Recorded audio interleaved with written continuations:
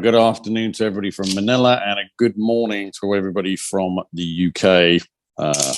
And on behalf of the British Chamber of Commerce, I'm Chris Nelson. I'm, as he said, the Executive Director and Trustee of the Chamber, and I'm very happy to welcome all of you to this webinar on exporting food and beverage to the Philippines and forming successful partnerships. And I think what key here is today is that we really want to encourage after this questions and hopefully actually moving ahead and forming partnerships which will lead to successful businesses. I'd like to give a very special thanks to Joseph Silva, the Business Development Chief of Yummy Organics, for being such a great help to the team. I'd also like to thank, obviously, the invite of Mr. Khalid Yafi, who is the CEO of Berry Projects, and Robin Wall, Export Sales Director of Tai2 Group. Of course, also we have today Attorney Edson Sai, founding partner of Kuya Sai Yung Law Office, or Sky Law. I'm sure you can all remember that, a great name, Sky Law. And they will be sharing their valuable insights and expertise on how you can successfully do business, expand your reach, and find a suitable partner in the Philippines. I'd also give a warm welcome to all the companies and the international trade advisors who are joining us today. We have Lev Dinka, Jane Matty, Peter Norris, and Vera Grantham. Thank you very much for joining. We very much appreciate the support and look forward to helping any of the companies that you are currently assisting. Finally, may I stress one point: to get the most out of this, please do ask questions. We can really want to facilitate where we're going from here. We've been very active in this sector. We believe there is great potential in the food and beverage sector in the Philippines, and therefore we warmly welcome you to do business in the Philippines. I'd now like to hand you back to Dea, who will take you through the rest of the program. Dea, thank you. Thanks so much, Chris. And now, before we move forward with our first presenter, I'm very happy Hello? Yeah. Hi. This is, hold on one second. Can I?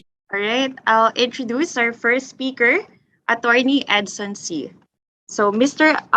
Edson C. is one of the founding partners of Kuya Sai Yung Law Offices, or Sky Law.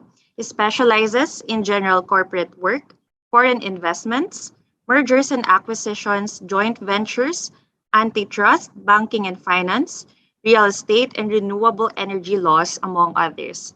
Mr. C advises clients on the information, structuring, and incorporation of various entities in the Philippines, including those engaged in business process outsourcing, logistics, manufacturing, real estate, renewable energy, and retail trade. He handles registrations of foreign investors with the Board of Investments, Philippine Economic Zone Authority, Subic Bay Metropolitan Authority, and Maritime Industry Authority, and among others. All right, I'll now turn over the time to our guest presenter, Attorney Edson. Thank you, Andrea. So good afternoon, everyone. Thank you for having me here and for the warm welcome. Today, I have been asked to speak on practical tips and advice to consider when entering the Philippine market and finding suitable partners or distributors. But perhaps it is only proper that we go back to the basics of establishing your presence here in the Philippines and then move on how you can import your products to the Philippines. So my presentation is broadly outlined as follows. Next slide, please. Next slide, please. So number one, can you go back? Number one would be starting an F&B business in the Philippines.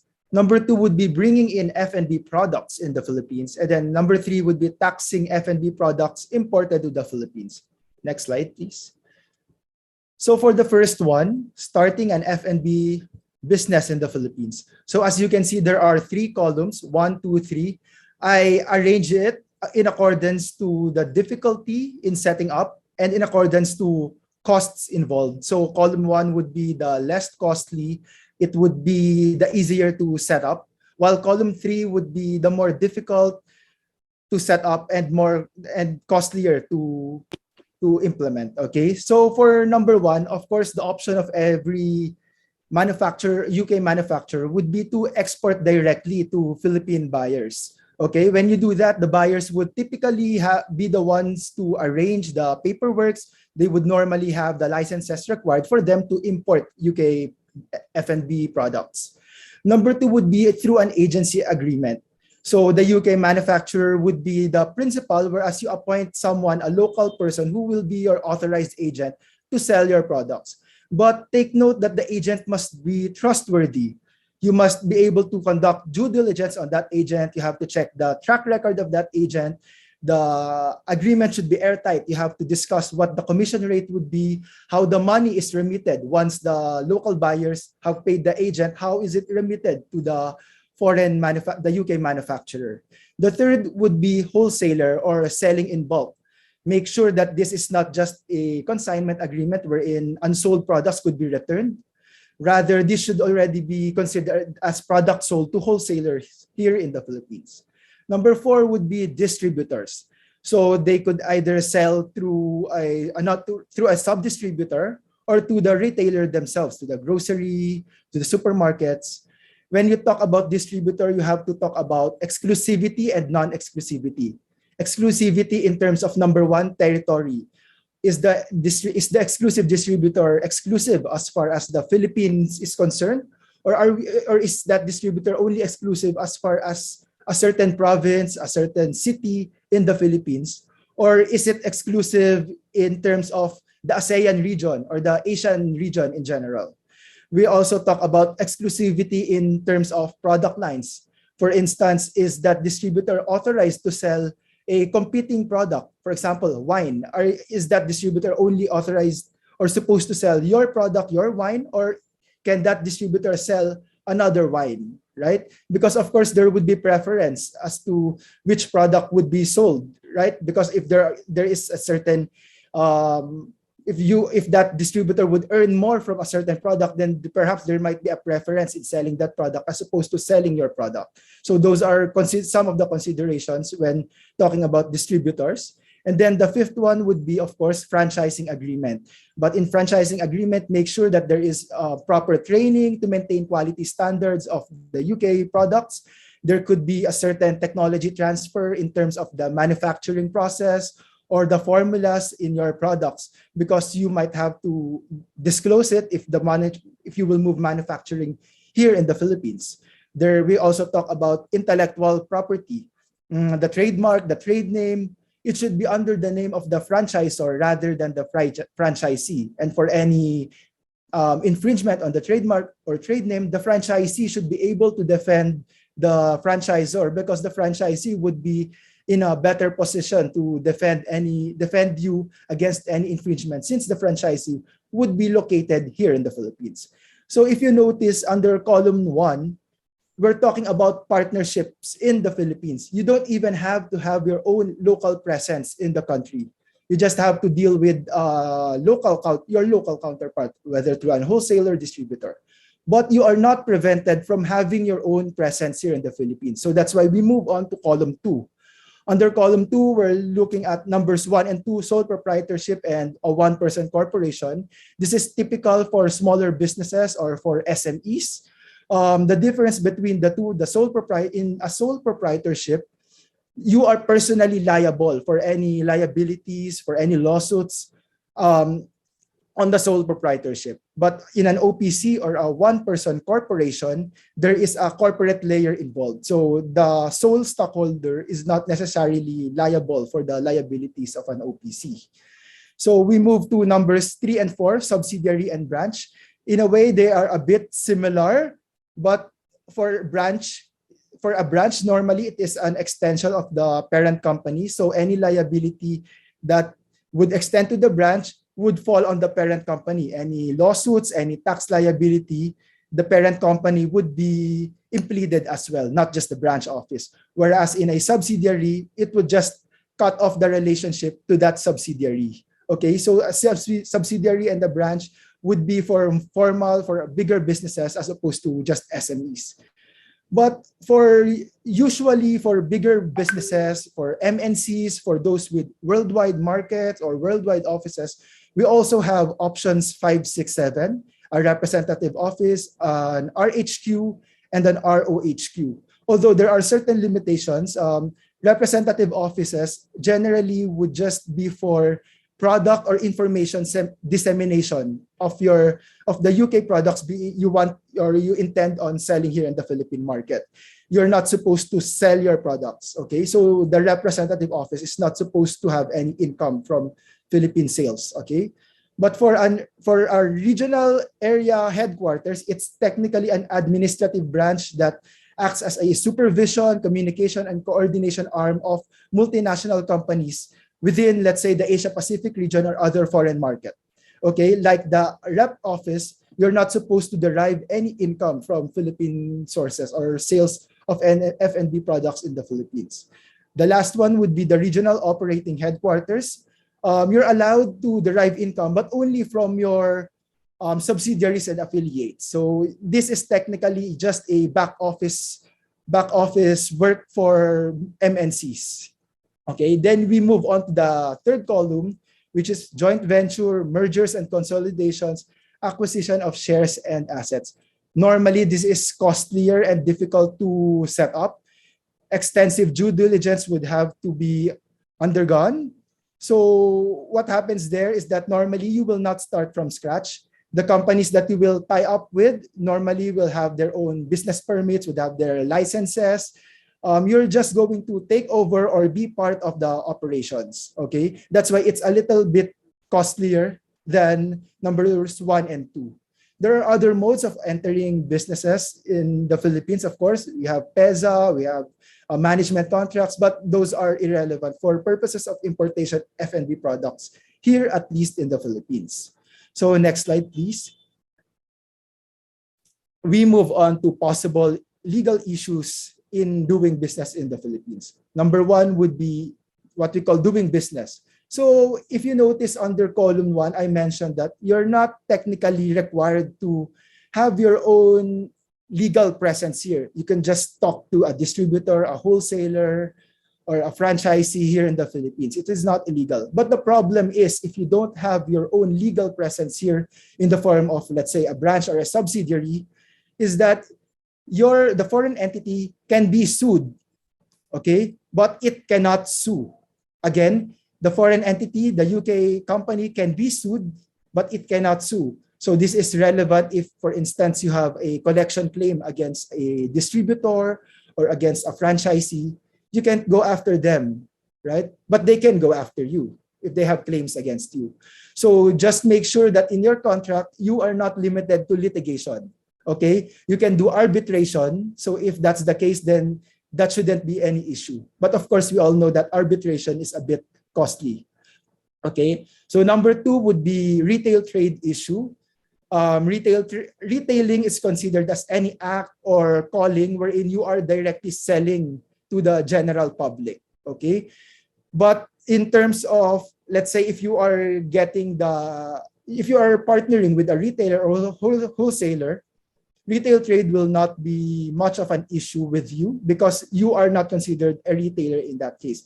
You will only be considered a retailer if you are selling to the end users already, the finished product to the end users.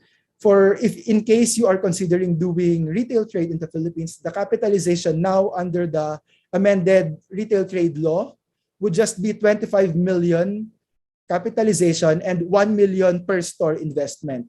This is already a stark reduction compared to the previous law, which requires at least $2.5 million capitalization and $830,000 per store requirement.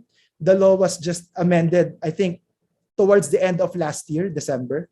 Okay. Number 3 would be capitalization requirement. Generally, for a subsidiary, for a branch office, for an ROHQ, you are required to have a $200,000 capitalization requirement. This is roughly equivalent to 10 million pesos. For a representative office, you have to have $30,000. For an RHQ, it's $50,000. It used to be a misnomer that when you're a foreigner, you can't do 100% business here in the Philippines. A company cannot be owned 100% by a foreigner, but that is not the case. As long as you meet the minimum capitalization, and as long as you are not, the business covered is not under the negative list, a company or a business can be 100% foreign owned. Number 4 would be taxes. Of course, the income tax would be a primary consideration for a subsidiary, for a branch. It's going to be 20 to 25% income tax under the CREATE law. Again, for the representative office and an RHQ, you're not supposed to derive any income. For an ROHQ, it's going to be 25%, an increase from 10% under the CREATE law. You also have to consider repatriation of dividends in the parent company abroad. Okay. So next part of the presentation, next slide, please, would be bringing in F&B products in the Philippines. You will primarily be dealing with 3 government agencies when you bring in imported F&B products. Number 1 would be the Bureau of Internal Revenue. Number 2 would be the Bureau of Customs. And number 3 would be Food and Drug Administration. Before you are accredited as a regular importer by the Bureau of Customs, you have to have your import clearance certificate with the BIR. Generally, an ICC is valid for 3 years and would take 5 days to procure. Once you have that, you go on to the Bureau of Customs to be accredited as a regular importer. So you are considered a regular importer if you import more than once a year. Aside from that, you have to register with their CPRS or Company Profile Registration System. The registration process takes an average of 15 days and it should be updated manually. Lastly, you have to go through the FDA or the Food and Drug Administration. You have to have your license to operate either as a distributor, manufacturer, and the like, and it takes 14 days to register. You also have to have your certificate of product registration for each product that you intend to sell here in the country. Okay, so it takes around 20 days before you are able to receive such certificate. There are other permits involved depending on the items to be imported. Like you might be dealing with the Bureau of Animal Industry, Bureau of Fisheries and Aquatic Resources, Bureau of Plant Industry. But these 3 are the more oftentimes the government agencies being dealt with by F&B importers. Next slide, please. And the last item in my presentation would be taxing F&B products imported to the Philippines. Of course, number 1 would be the import duties, customs duties, tariff duties. These are levied on imported goods, either as a revenue generating measure or a protective scheme. All right. We are saying it's a protective scheme if there is a need to protect local industry, because normally if there is such need, the tariff rates would be higher. Okay, so on the average, the tariff duty would be from 0 to 65%. However, don't fret. The 20 to 65% just comprise of probably 20% of possible product lines, but most often, majority of the items fall under 0 to 5% duty. All right. Sometimes when you import products, you have to look at the tariff classification of that item. Sometimes it's a bit confusing because, for example, wine product, there are a lot of classification or sub-classification for wine, depending on the composition of that wine. And the tariff duty would depend on the ingredients for that. So you would have to check with the Philippine Tariff Commission to determine what tariff item would that product be and what tariff rates would that fall under. So if you get confused, it's helpful if you get an advance ruling on tariff classification from the Philippine Tariff Commission before you import that product. Okay, the advance ruling would on the average take 30 days to be released. Again, while the tariff ruling is not binding on the Bureau of Customs, it has a persuasive effect on the tariff classification. All right. So in addition to that, for alcoholic beverages, for other products that are subject to excise tax, you have to get an authority to release imported goods from the BIR before you are able to release the imported products. Just take note, however, that tariff classification for UK F&B would generally fall under the MFN or Most Favored Nation agreement or clause, because right now, to my understanding, there is no free trade agreement between the UK and the Philippines. So all import items would fall under the MFN. Okay. However, just take note that Philippine export to UK would fall under the EU's GSP Plus or Generalized Scheme of Preferences Plus, despite the UK leaving the EU bloc. So if you want to learn more on the tariff classification of a certain product, of particular products, you might want to go to finder.tariffcommission.gov.ph. You can just type in a particular product, and then you will have to determine its classification, and then the percentage tariff would be there. Okay. The second would be VAT or value added tax. Import products are usually levied 12% tax. Okay, that 12% would be based on the landed cost plus the excise tax. The third item would be on alcohol, would be excise tax on alcohol products and on sweetened beverages. For alcohol products, the taxes would generally be ad valorem or specific tax, while on sweetened beverages, it's going to be a specific tax. When we talk about ad valorem tax, it's going to be a certain percentage of tax for the product based on the price, while a specific tax would be a certain peso amount for a unit of measurement, such as a per liter of product. And generally, there's also a documentary stamp tax, a bit insignificant. I think it's just 30 pesos per import. All right. So generally, the challenges in dealing with the Bureau of Customs or in dealing with government agencies in general would be the bureaucracy, the requirement of paperwork, the signatures to be procured before final approval. Then we can also talk about corruption, while improving, is still there, admittedly. And then there are also certain restrictions on foreign ownership. When we talk about, let's say, land ownership in the Philippines, foreigners cannot own land, so you cannot just move all your manufacturing process here in the Philippines and buy land and warehouse to do that. And then finally, we have the restriction or delays caused by the COVID-19 pandemic. So thank you. So we hope that you consider doing business here in the Philippines. That's it for the time allotted to me.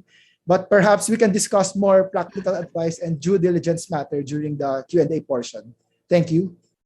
Thank you so much, Attorney Edson. Definitely for the questions from our attendees, if they have questions, we will try to raise them during the open forum.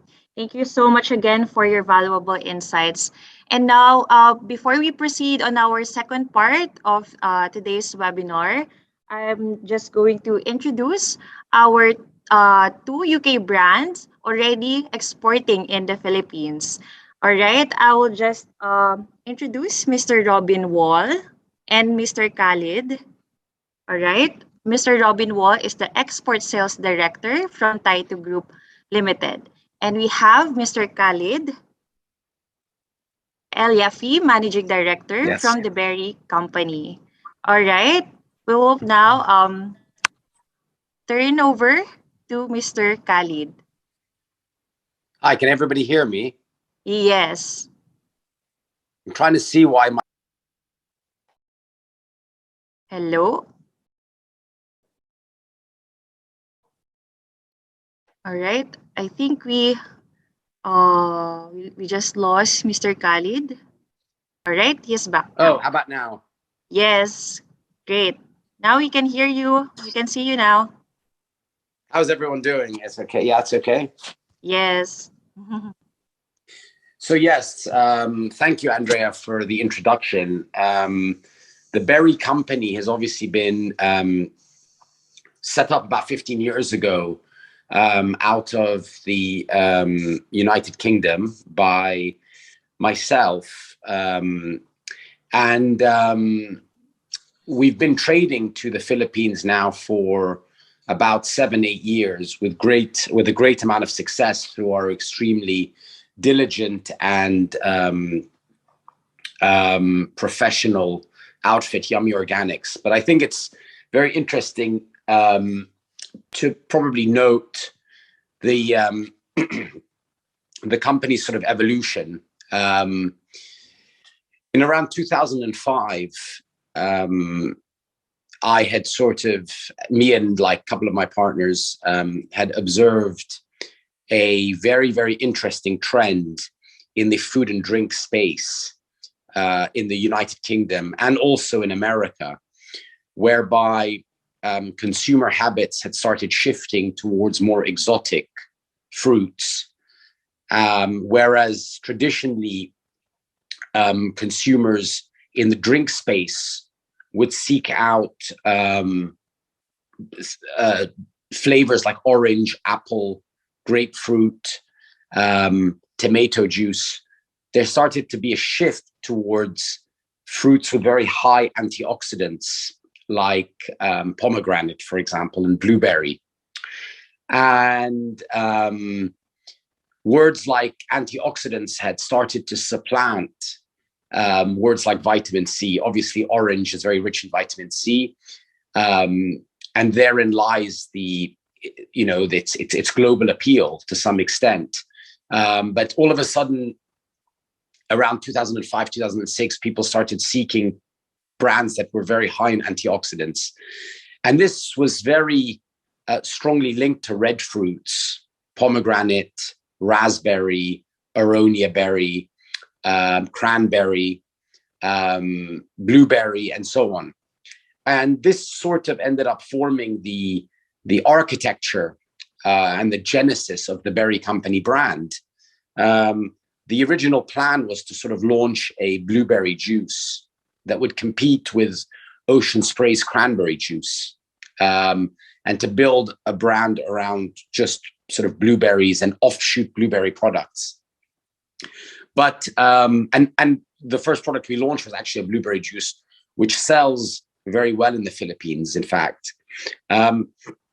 But as the first year kind of started to elapse, the huge interest that was generated from very, very exotic fruits from the Far East, from places like Tibet, where the goji berry is indigenous, acai berry from Brazil, guarana,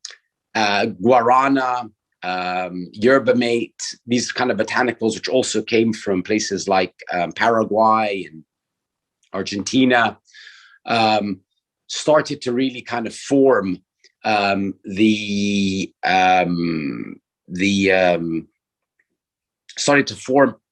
more the part of the Berry Company's structure. And we launched our acai and goji berry juice at the end of 2006. And that was also the period where we sort of started to look at the export market very, very conscientiously. Up until that point, our products were all kind of 90 days. And therefore, we couldn't really export them. We could only sell them within the UK. So we were selling them to Waitrose and Tesco and Sainsbury's. But at the end of like 2006, we started to kind of like shift towards ambient products, natural ambient products. And the evolution in technology allowed us to develop those products without having to use preservatives, which I think was very important. We gained a lot of traction very quickly in foreign markets, who I think liked the British heritage of our brand. And that's not something that I necessarily was conscious of at the time, but something that I learned thereafter is that a British heritage is so important in so many countries around the world. And today, in fact, places to which we sell that I think value it enormously include the Philippines, Hong Kong, Singapore, a lot of places in Far East Asia, but also in the Middle East, in the United Arab Emirates, in Saudi Arabia, and even in European countries, Iceland, for example, Norway, Cyprus. It's been a tremendous asset and tool for us to be able to claim that our product is packed in the UK, that it's born in the UK. And specifically with Philippines, I think, we owe so much to our distributor there, who has managed to take care of all the legislation, all the due diligence, all the customs and import duties. So we always quote Ex Works. And we've built up a relationship with Yummy Organics, our distributor, over the past sort of 7-8 years, to the point that they've grown extremely impressively. Some months we sell 4 to 5 containers a month to them. And this is growing. And it's a market that we love dearly because the ease with which we can also register new products. For example, most recently we registered our entirely no added sugar range and our diet range, and our sparkling range as well, actually, now that I think about it. And it was done with so much ease and swiftness, overseen almost entirely by our partners there. So I can't really speak with any authority about the importation laws in Philippines, because all we have to do is make sure that we have the stock prepared for our distributor. But the feedback has been tremendous. And I think that one thing I would counsel everyone is that the hardest work done, I think, in when you're trying to launch a brand, when you're trying to export a brand, when you're trying to sell a brand into somewhere, is not actually in the salesmanship. And it's not even so much in the marketing of the products thereafter. I think the most important work comes in the conceptual phase. And actually, now that we think about it, our packaging, for example, has not really changed dramatically in 15 years. Some of the artwork has kind of been updated. Some of the hierarchy of information, where we write brand name, the flavor, the unique selling points, the image of our fruit, that has changed. But in terms of the look of the brand, the logo, the color scheme, that's actually maintained throughout. And despite some resistance over the years to kind of uplift it and facelift it and so on and so forth, we've actually resisted, because we realize actually that that kind of brand iconography is something that you would be hard pressed to kind of replicate. And actually, we've run it by our Philippines distributors about doing kind of a complete brand redo, and they were so staunchly against it. In fact, to the point where they were emphatically demanding, in fact, that we retain exactly what it is that got us to the dance, which was our packaging and our iconography and so on. And I think also one thing that I know that the Philippines market has been very, very open to is not just the British heritage products, but their extremely adventurous appetite for new flavors. So when we started, the most popular flavors are cranberry and blueberry. And now it's acai berry, which I'm sure some of you are aware of. And we sell containers of that a month, which is extraordinary. But pomegranate also has a very, very high rate of sale there. White tea and peach, which is a product that actually is not a berry, but we launched an iced tea now that is very light, very delicate, very floral flavor notes. That does great business over there. And in fact, it's been so rewarding for us that our distributor is always encouraging innovation. is always encouraging new product development. And we are actually incentivized and motivated because of, Yummy Organics, but also some of our other distributors around the world to always be creative. We've got a sparkling range now that we started selling in also to the market, acai and goji berry, which come with no added sugar, no sweeteners, and they're trending very nicely. We actually, a bit of an ironic story is that we had launched actually an extremely premium, expensive product about 3-4 years ago called the 100 range, which was like 100% pressed juice with a 9-month shelf life, but it was extremely rich and textured and organic. And we didn't think that there would be a very big market for it outside of the UK, because we didn't think that the purchasing power internationally would be strong enough.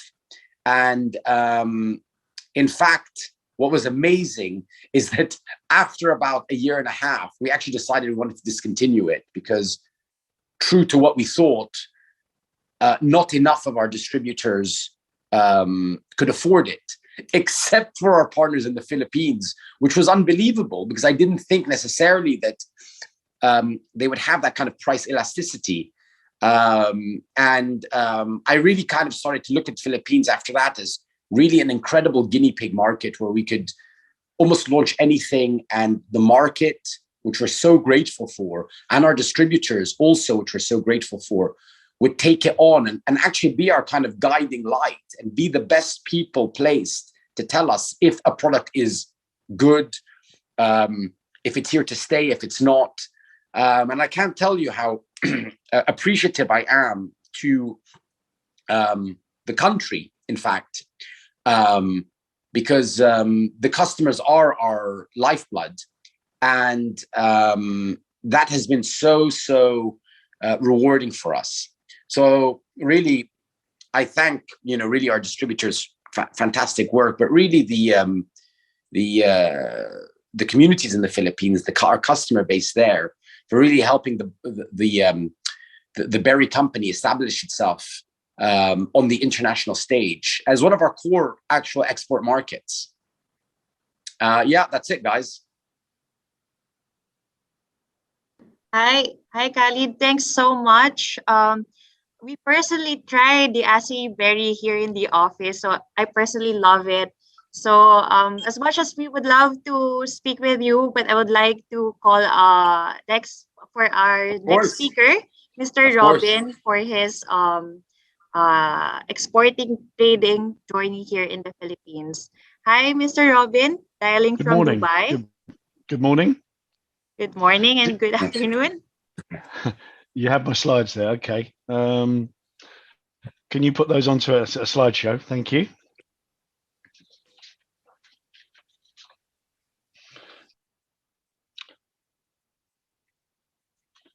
Okay. Can we go back to just slide 1, please, if possible? You can hear me okay, yeah? Yes, we can hear you. Okay. All right, good morning. Thank you for joining the webinar. I wanted to take you through today some of the experience and pitfalls of exporting, maybe not specifically into the Philippines, because I haven't managed to visit thanks to the pandemic, but in more general terms, that sort of can apply globally to companies that want to expand their brand and get into other areas of the market. I think Edson did a great job on explaining the Philippines processes, the registration, the bureaucracy behind that, and Khalid, with his passion for his brand, was brilliant. So that's great.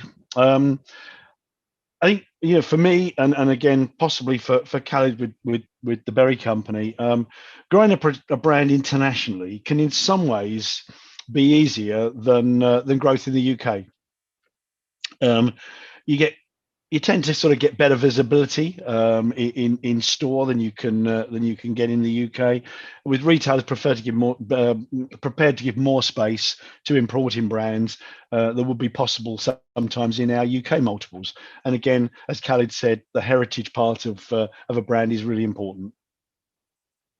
I think there's a lot of surprises to be had along the way, meeting new people, different cultures, and also some fun, which is sometimes lacking in the UK market. So it's a bit more enjoyable sometimes working in countries in the Middle East, in the Far East, where there's more focus on you. Can you flip on to slide 2, please? My history has been in crisps and snacks for 35 years, in sales and business ownership. Real Crisp was one of these businesses, founded in 1997 by Welsh entrepreneur John Mudd. I became involved in 2000, becoming a shareholder and managing the sales strategy, growing the turnover from 1 million to 15 million at the time of its sale to the Tato Group in 2008. Just flip over to the next one, please. Oh, okay. The Tato Group, who bought the business, is the largest UK-owned crisp and snack business, having been founded and still owned and run by the Hutchinson family from 1956. The factory is built onto the back of an iconic castle in Northern Ireland, and if you flip over the next slide, there's a picture of the castle, a larger picture of the castle. With being the brand leader with its Tato brand in Northern Ireland, and now a brand portfolio featuring Real Crisps, Golden Wonder, Mr. Porky's, as well as a range of private label for the UK multiples and some international operators. If you could flick maybe 2 slides forward, if possible.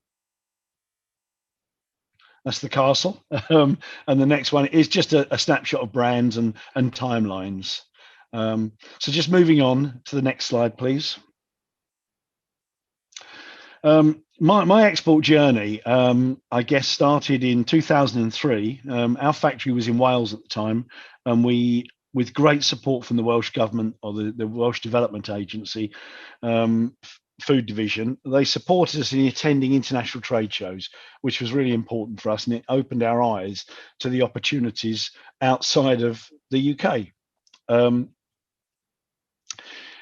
They supported us with initially trade shows in Europe with ISM, Anuga and Cial, and this together with some distributor research resulted in appointing some partners in Europe, some of which I still deal with today, 17 or 18 years later.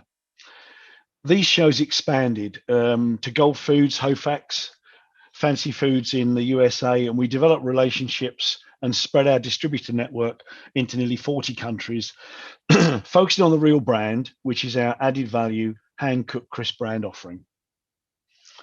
As we moved further afield from Europe, it was necessary to ensure our brand was fit for export.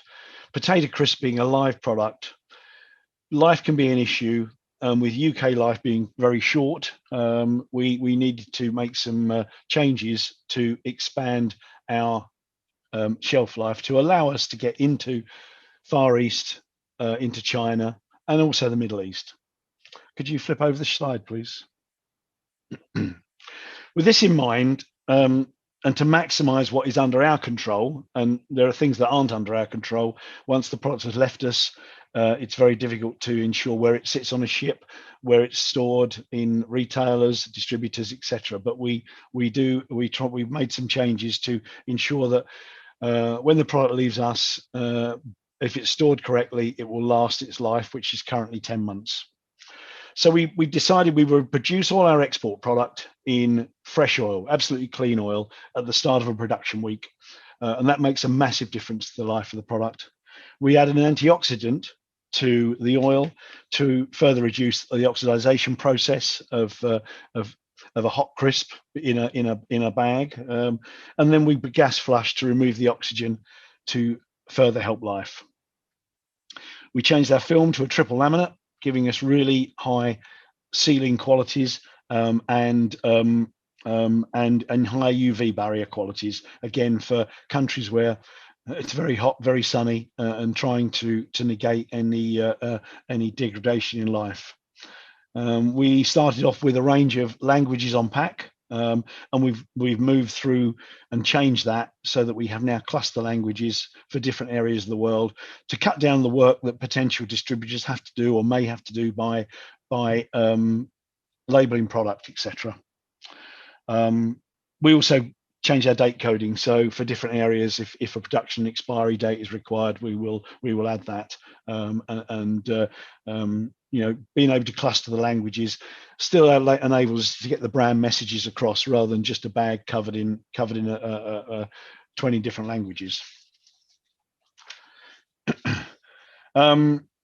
Transport's an area that I try to avoid. I try to work ex-works everywhere, especially at the moment, which is very difficult, although we are working a lot closer now, or trying to, with our distributors, and to see if we can shorten times to get out to their countries. The Far East and the Middle East are particularly challenging at the moment, with shipping being very unreliable, containers not available.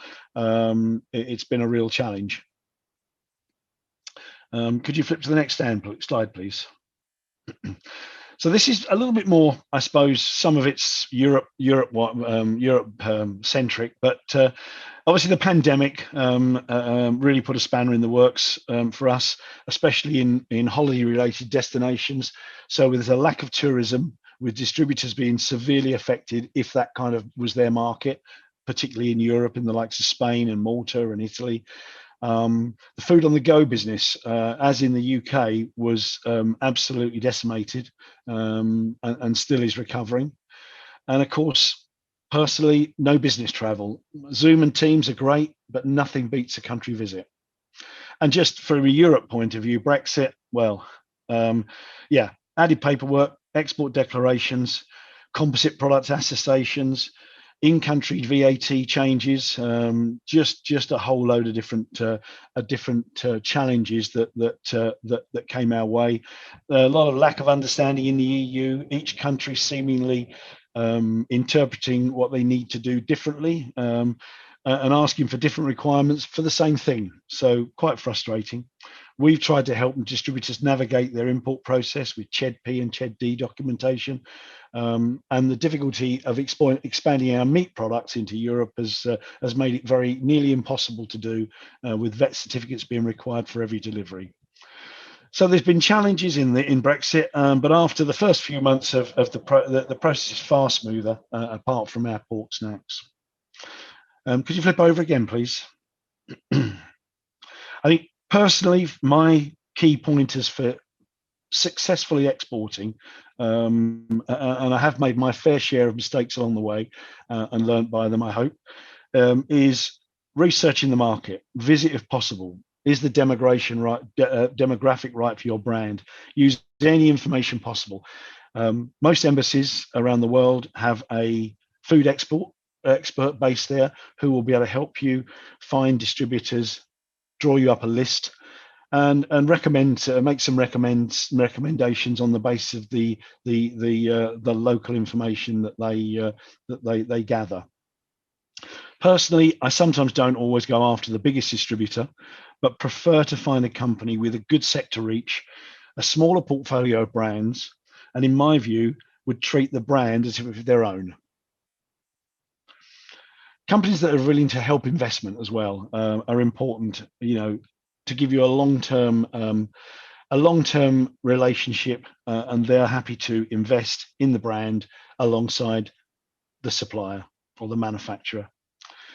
Obviously, a visit at the moment, not so easy in certain areas, but you know, visiting, getting into the office, looking in the warehouse, talking to the sales team, just understanding the business and feeling comfortable that they're the right people and the right sort of fit for your brand. Obviously, you have to ensure the value chain works. There are some areas where it just doesn't, and you sometimes have to either find a different way of thinking or doing something, or you park that and maybe come back to that later. Be aware of listing fees. Good distributors will try and negate this as much as possible if they believe in the brand, and possibly stretch out over an extended term. But they're there, unfortunately. You know, the trust in your distributor that they're actually doing the job, sitting in front of the buyers and negotiating the best deal on the manufacturer's behalf is important. from a production point of view, try and be flexible. Some of the asks can be very tough in certain areas of the world. For example, requiring the distributor's name and address and telephone number on the bag, not easy, but potentially can be put into the best before area on online date coding. But you need to obviously be aware of not adding huge complexity to your own business. And obviously create an agreement, a distributor agreement that suits both parties alongside a long-term business plan. I think export success is not guaranteed, but as I alluded to earlier, it can sometimes be easier to build that brand outside of the UK. If you're working with the right partner, and Yummy's Organic has been that partner for us in the Philippines. If I'm honest, they've exceeded my expectations in a country that I possibly might not have focused on. As I said, exporting can bring surprises and excitement, and I can't wait to get out to the Philippines to go and see them personally and look at the market and understand how we can support it. That was very short and sweet, but as I say, the other two guys did a great job in the detail side from Edson and the brand passion side from Khalid. So thank you very much for your time, and I look forward to visiting the Philippines. Thank you. Thank you so much, Mr. Robin. This is Andrea speaking. And now I would just like to request our speakers to turn on their camera for the open forum. And I would like to call on our Executive Director and Trustee, Chris Nelson, for the open forum. Hi, Chris, over to you. Hi. So first of all, thank you to, I think we're missing Khalid, are we? Khalid? Yeah, no, I'm here. You're coming back, sir. You're there. Where are you, by the way, Khalid? You're in London, are you, I assume? I'm in London, yeah. Where, may I ask? In Kensington. Okay, very central. And Robin, where are you calling from? I'm currently in Dubai at the moment, at Gulf Food. So oh, nice. I've just came back to my hotel actually, because it seemed like the best place to do this rather than trying to do it online with a dodgy Wi-Fi and in the exhibition hall. I imagine you were there for the Dubai Expo, right? Yeah, absolutely. Yes. No, it's been good. Very good show. Very good from not just a Middle East perspective, but a Far East perspective as well. Well, good to hear. So, thank you all very much. Let me start off with our friends from Sky Law. Are you there? Yes, I'm here. Yeah, so I got one question for you for the audience here, actually, and it's something of interest to the Chamber. So are you familiar with RCEP, the trade agreement? It's a regional trade agreement, right? Which will be a very large area covering 30% of the GDP of the world, actually. So the Philippines is looking to ratify that. Do you see that as a potential? Because one of the things we try to do as a chamber is to actually get companies not only to come to the Philippines, but from the Philippines, look at it as a base across Southeast Asia or ASEAN. So I don't know if you can kindly comment on the basis that obviously, hopefully the Philippines will join RCEP, probably in May. And if so, what's the potential benefits for companies coming in, if you're aware of that? Sorry, right now I'm not aware of any potential benefit, but of course, as long as it would promote doing business, not just here in the Philippines, but in the ASEAN region in general, I guess that's really going to boost our economy right now. As long as we have more foreign investments here, we help foreigners in establishing their presence here in the Philippines, doing business here, making entry of products, goods here easier for everyone involved. And as long as we are able to reciprocate that to our foreign partners, then hopefully that will all yield to better business for everyone involved. Okay, so one other thing, we are aware, we're aware also there have been recent economic or reforms that are going to happen in the Philippines, right? The Retail Trade Amendment Act, the Foreign Investment Act, and the Public Service Act. I'd like to come to the Foreign Investment Act, which I believe is being sent to the president as an enrolled bill for his signature, and hopefully will be signed into law. I think that would allow easier investment for foreigners in small companies, correct? Yes. Could you just expand upon that and maybe of interest to our participants? Okay, so right now under the current Foreign Investments Act, we have requirement wherein if you want 100% foreign equity in your business, you have to have a minimum investment of $200,000, and then you have to also not be against your business should not be covered by the foreign investments negative list. All those things right now are there up in the air for amendment, subject to the Public Service Act. We're planning to open telecommunications and other public service industry to a possible 100% foreign ownership. So that's a welcome improvement, because right now a lot of our Philippine entities themselves cannot support or cannot sustain the high investments required for certain industries. So by opening it to foreigners, hopefully it will develop our infrastructure here in the country. And by amending the Foreign Investments Act, it will help investing in the Philippines easier for foreigners in general. Okay, thank you very much. We'll come back to you. Please stay on there. Khalid, are you there? I am. So, look, first of all, thank you very much. It was a great listening to you. You're passionate, obviously, for your business. I felt the antioxidants going into my blood system just listening to you. So I got a question in terms of how do you select markets to try and export to, right? Mm-hmm. And I imagine also with all due respect, a small to medium-sized enterprise, time and your ability to focus is a key challenge, right? Yeah. So could you give some advice on that? Because obviously we have people here and exporters always have an opportunity, the whole world, right? So, correct. And a second question to that is, now that you've got a business going with Yummy Organic, how do you see it developing even further, and what more could be done in the Philippines? Thank you. Well, I think to echo what Robin said, I'll take the second question first. Yummy Organics has far exceeded my expectations. As Robin said, they had exceeded his. I never anticipated that the Philippines would be one of our kind of best, fastest growing export markets. And I also realized something else when it comes to kind of earmarking or selecting a territory that you want to be in or that you plan to grow in. I've realized, there's no rhyme or reason anymore as to which market does best for the brand.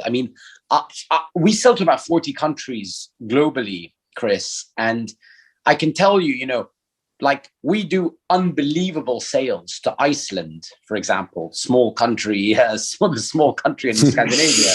For those people that thought I meant the supermarket chain, but the country in Iceland, which is also one of our great success stories. At one point, we were number 3 behind Coke and Pepsi amongst international brands in Iceland. But we have nothing in Sweden. We had nothing in Finland.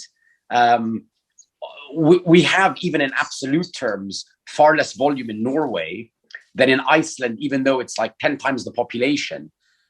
So I gave up kind of trying to sort of strategize and plan for my brand in certain markets. And I kind of, to some extent, had to kind of let the market decide. I think therefore, and I think that the Philippines' success really convinced me of that, because it's not necessarily, again, as Robin had said, it's not a market that at the time of the commencement of trade that neither he nor I would have thought, okay, that's going to be one of the standard bearing markets. But it became that. And obviously, as a result, we put a lot of emphasis into it now. Why that happens, I think, is a confluence probably of a lot of factors that include launching the right product at the right time, which is impossible to sort of predicate. I mean, if we all had that kind of clairvoyance, we'd all kind of be, we'd have retired a long time, because I think it's very difficult for me to sort of know or discover why a certain country, a certain or a certain distributor did better with our products than another one that might have seemed more obvious to do well with it. There's no question about it that Yummy Organics, as our partner, have been exceptional. Just like our partners in, for example, United Arab Emirates, who've done a fantastic job there. Our partner in Iceland, our partners in Kenya, for example. So we have a lot of good ones in different parts of the world. So I think when it comes to selecting, as I say, I just sort of I would just blitz everyone and let the chips fall where they may to some extent. And as far as what the future in the Philippines and Yummy Organics is concerned, it's a very good question. I throw it back in their court. I say to them, what more do you want from us? What additional products can we launch in the market that can occupy shelf space where we're not already present? Is it in drinks? Is it in snacks? Is it in any other consumer products? And I say that to a lot of my distributors with whom we have a very strong relationship. What other products that bear the Berry company's name do you think will take off quickly? And we develop and assimilate our new product development to some extent according to what our distributors' feedback is. All right, well, Khaled, that's very interesting. So stay there, please. Let me move to Robin, because I'd like to get his views as well on a couple of points. Robin, are you there in your hotel in Dubai? I am. The Wi-Fi is not cut off. I used to live in Dubai, so I probably know the hotel. The Radisson. I have to say, I totally agree with a lot of what Khaled has just said there. It is sometimes the science is great, but things come up and surprise you, and they certainly do. And it is down to as I said in my presentation, people distributors who sort of treat the brand as their own and don't just say, right, well, it's going to cost you that much to get it listed in wherever it might be, and if you pay it, you pay it. If you don't, it won't go in. These sort of, they're always finding ways and routes to market and ways to get the product in and get the product sold, and right. It's exactly the same sort of scenarios, if I'm honest. Well, that's very good to hear. Can I ask you two questions? The first is, how has the pandemic affected your business, positively or negatively, right? And the second is also on Brexit. And I'm not asking for political comment. No.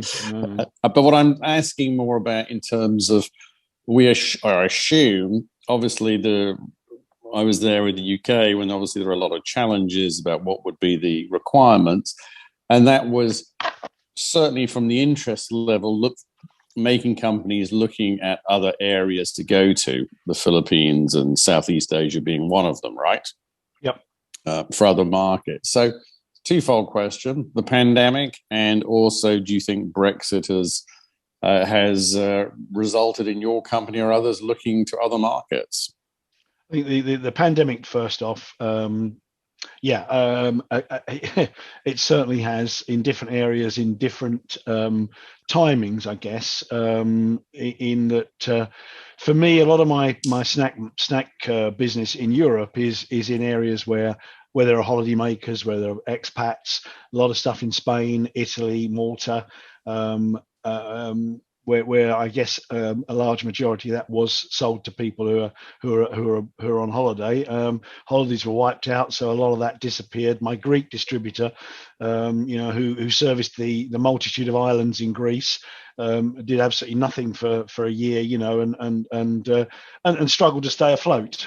So, that European piece, I have one of the challenges for me in France was that I have a distributor there who very much focused on food service, and and his £600,000 food service business reduced to a £90,000 food service business. So and we tried to bolster it in the retail market, but it was tough, and that hasn't recovered yet. That's still very much slowly recovering. Getting further afield, from a recovery point of view, I think the Far East actually recovered far quicker. It was ahead of the curve on recovery, followed by the Middle East, and I guess Europe is still sort of in some ways bumbling along, and then you go into the Brexit side of things, and that definitely hasn't helped.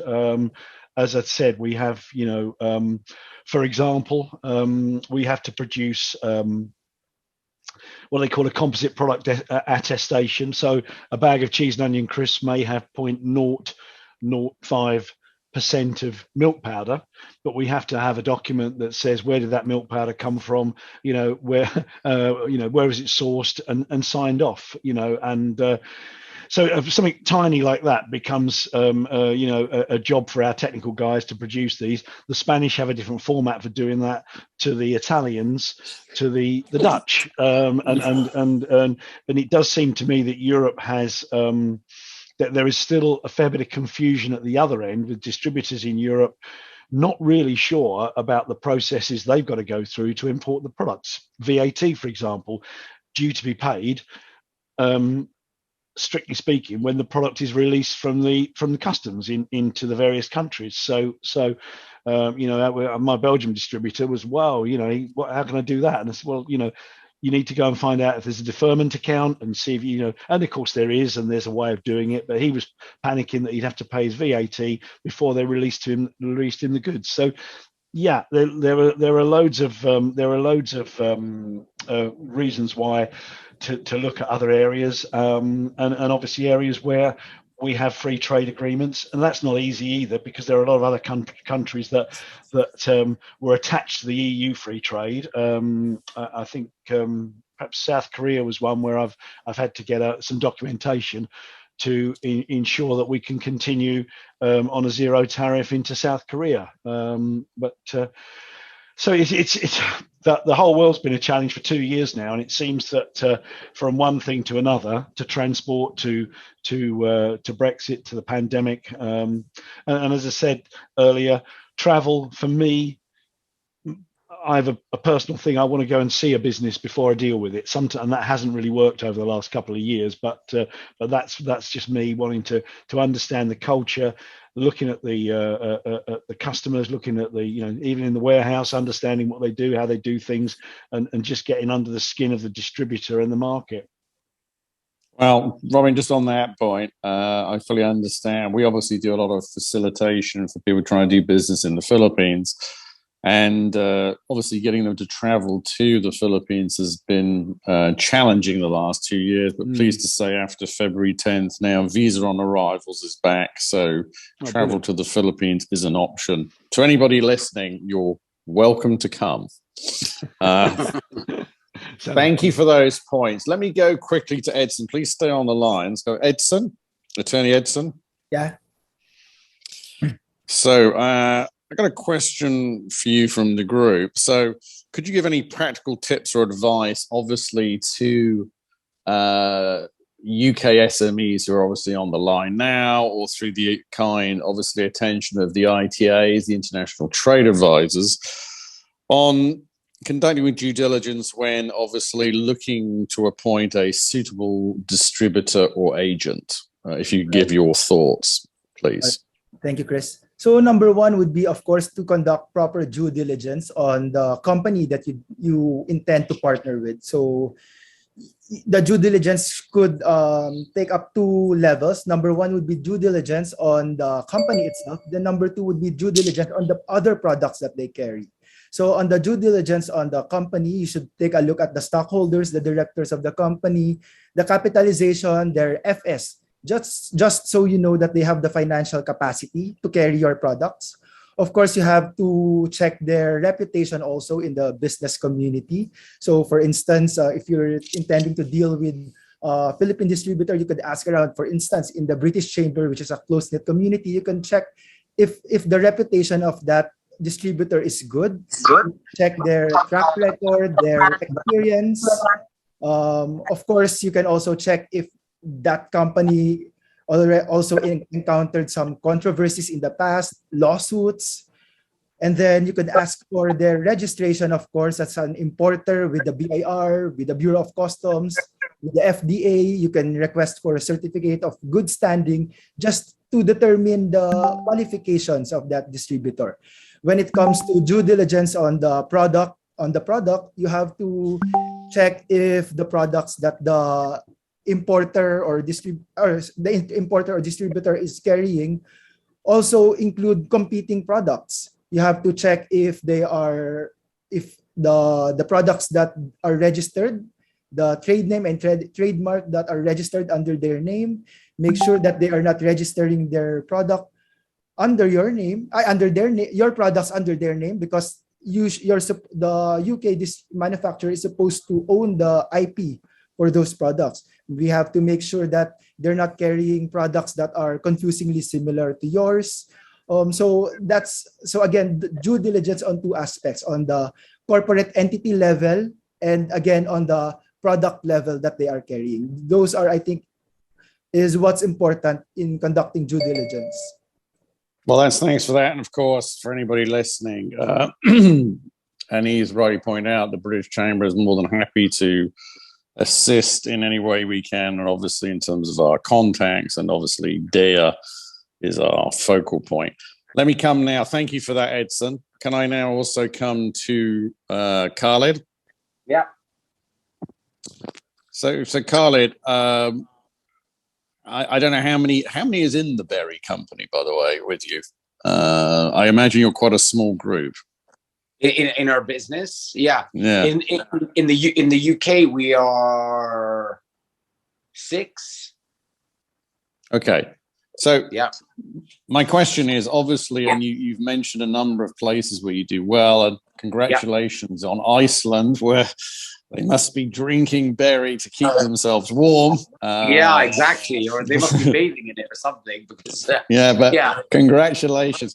My question is, you obviously deal with a lot of distributors, and you said obviously your working relationship with Joseph Silver and Yummy Organics. Do you have advice for companies on, how often do you interact? How do you liaise with the distributors? Because they're for most of the time, they are hundreds or thousands of miles away from you and different time zones. Yeah, I think, it's so funny because I always make that point that, if you're working in the presumably the 80s or the 90s, I think, or prior to that, in an international trade capacity, you would have, it's so much more difficult to kind of manage a business like ours back then, But I think, to be honest with you, the cliched answer is that with the evolution of technology, you can really kind of be in touch with everyone at any time, all day long. And we check in quite periodically with all of our distributors.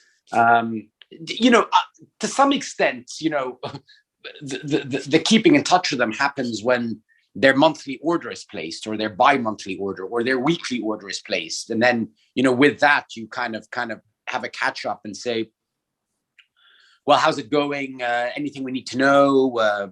Can you give us, we kind of request monthly updates, or sometimes quarterly updates from each country, so that we know if we're trending in the right direction or the wrong direction. And of course, if it's in the wrong direction, what do we need to do to kind of stem the flow it's going in the right direction, what we need to do to further increase it. But I don't know. I think the keeping in touch has been fairly easy, and it's allowed me to keep a team relatively small and lean, without having to kind of have a very, very extensive, expansive team, either locally or internationally.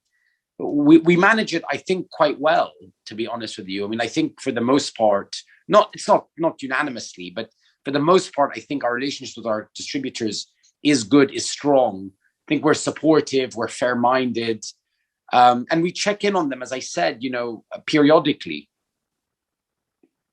Well, it's good to hear. And I say that because I think I'm sure you would concur with that. Keeping in touch and having regular contact, because also that shows interest in them as well as interest from you. It's a two-way. I'd like to just switch now to Robin. Robin? I'm here. Yes. Yeah, sure. Can I ask the same point for you? How do you see that in terms of the Philippines? May I ask specifically in terms of the way your business has gone? Is it very much Metro Manila centric? Because obviously that's the capital and has the most people. And have you seen development and growth outside those areas? And how do you kind of want to build upon that? Because obviously that's, as we all know, the Philippines has 7,107 islands. The joke being that's at high tide and even more at low tide. Yeah, absolutely. I think if I'm 100% honest, I'm not as close to the Yummies business as I would probably like to be, and understanding the development process that they're using. I mean, we support them with a a package of modest investment, and again, I think we need to get more regular contact with Audrey. A bit like Khalid, I've got around about sort of I suppose something in the region of 60 plus customers, serving around 40 different countries, and whilst you can't keep in contact all the time, and the same as him, probably my sales coordinator spends more time in contact with Yummies and then feeding back to me if they're when she's speaking to Audrey or to Philip in terms of support going through forwards. Again, being honest, I'm not 100% understanding the Philippines market. I've started years ago. The first bit of potential business we were going to do in there, which was we do a lot of business with Starbucks in the GCC, and we were in Europe and a few areas there. And I'd met the Starbucks business, which was family franchise run in the Philippines, and we put our first container in. And right at the time of the floods, when there was absolute disaster out there, so it wasn't a great sort of launch time. My view, I want to be out there as soon as I can. I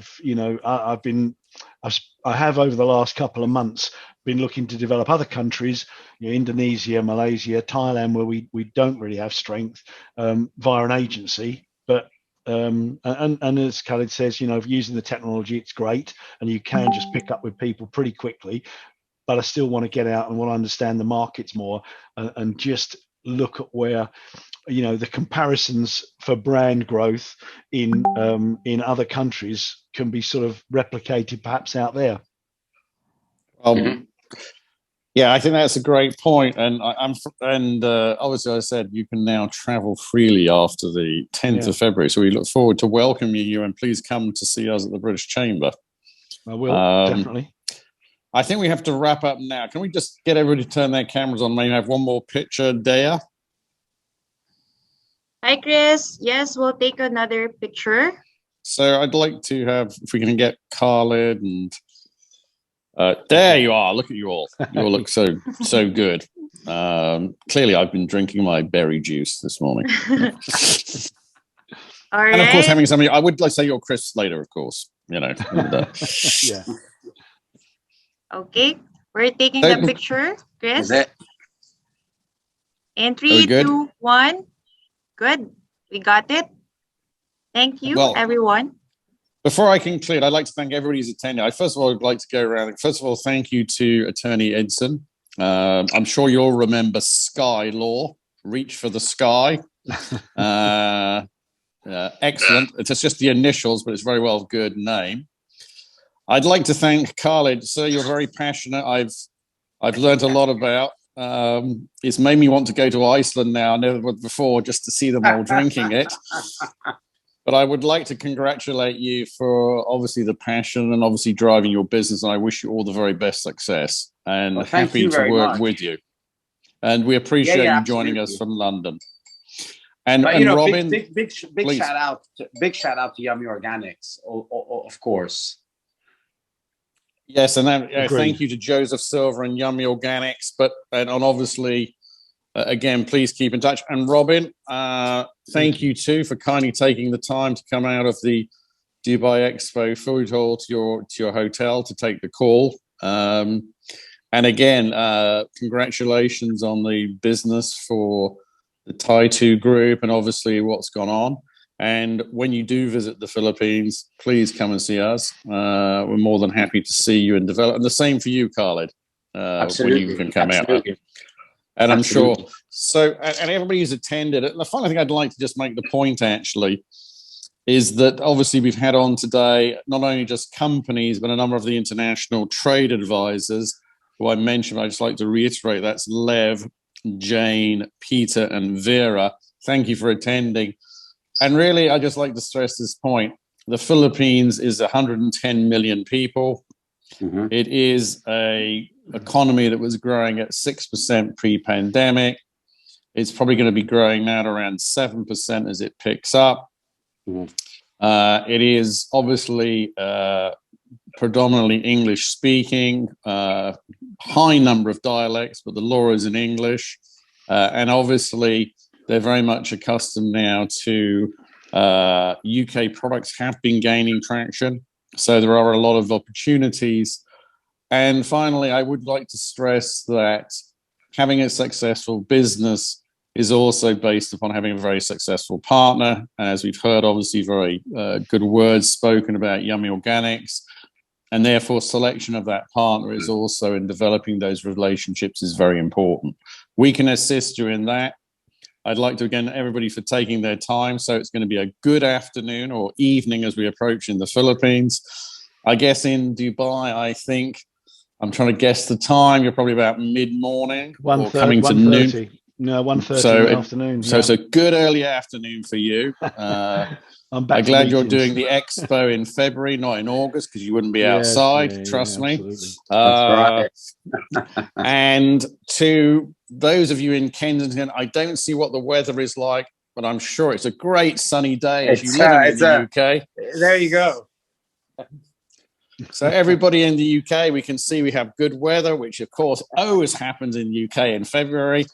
Terrible weather today. Okay, we didn't want to quite hear that one. We want to say it was a great day. And Robin, wish you a very good trip back. And obviously for everybody else, thank you very much. We very much appreciate the support. On behalf of the British Chamber of Commerce Philippines, I wish everybody a very good day or good evening. And thank you again for your commitment and time. And we look forward to helping you do business in the Philippines. Robin, Thank you very much, guys. Thank you very much. Bye-bye. Bye-bye. Bye.